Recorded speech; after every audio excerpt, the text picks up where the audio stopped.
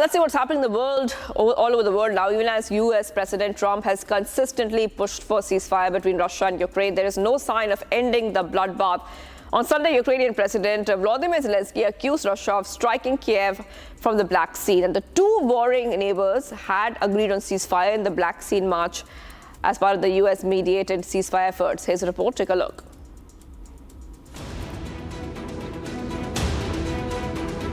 Ukrainian President Zelenskyy on Sunday accused Russia of launching strikes on Ukraine from the Black Sea. He was referring to the Russian strikes on Kyiv on Sunday. В сьогоднішньому російському ударі були ракети, які запустили з акваторії Чорного моря. Партнери знають, які це були судна та з якої частини моря відбувся цей запуск.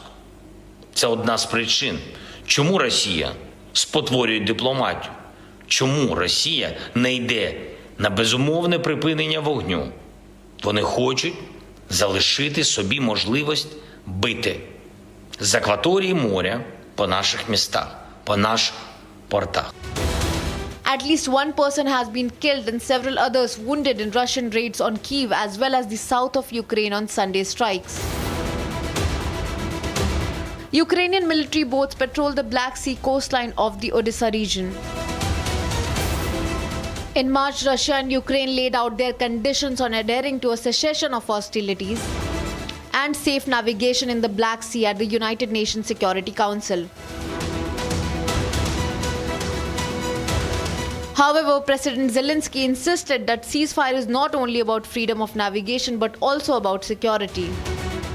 Припинення вогню на морі – це не тільки про вільне судноплавство і постачання продовольства морем. Це передусім про загальну безпеку і про наближення миру. Путін не хоче закінчувати війну. Він шукає, як залишити собі можливості розпалити війну в будь-який момент з ще більшою силою. Sunday strikes show there is no sign of ending of Russia-Ukraine hostilities, even amid U.S. President Donald Trump's push for a ceasefire between the warring neighbours.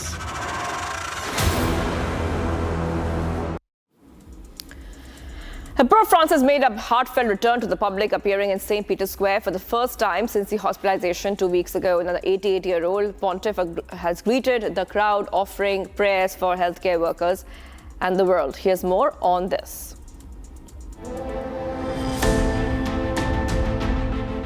Marking his first public appearance at the Vatican on Sunday since his release from the hospital 2 weeks ago, the 88-year-old Pope Francis was taken into St. Peter's Square in a wheelchair during a special Jubilee Mass for the sick.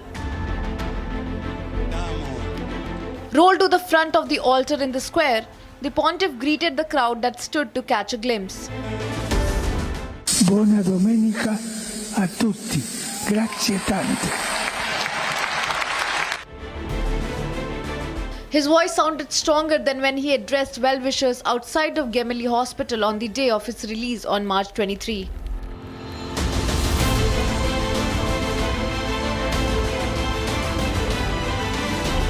In his traditional Sunday blessing, the Pope offered prayers for doctors, nurses and healthcare workers.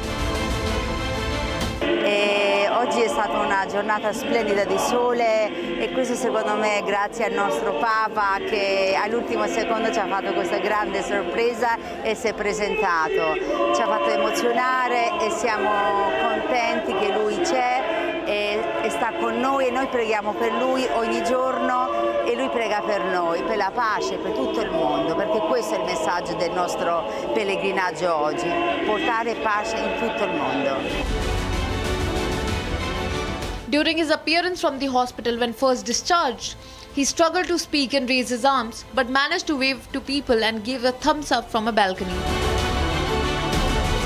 The prolonged hospital stay marked the biggest health crisis the pontiff experienced since he was elected as Pope in 2013. Post his discharge, the Pope has been taking doctor-ordered rest, continuing physical, respiratory and speech therapy.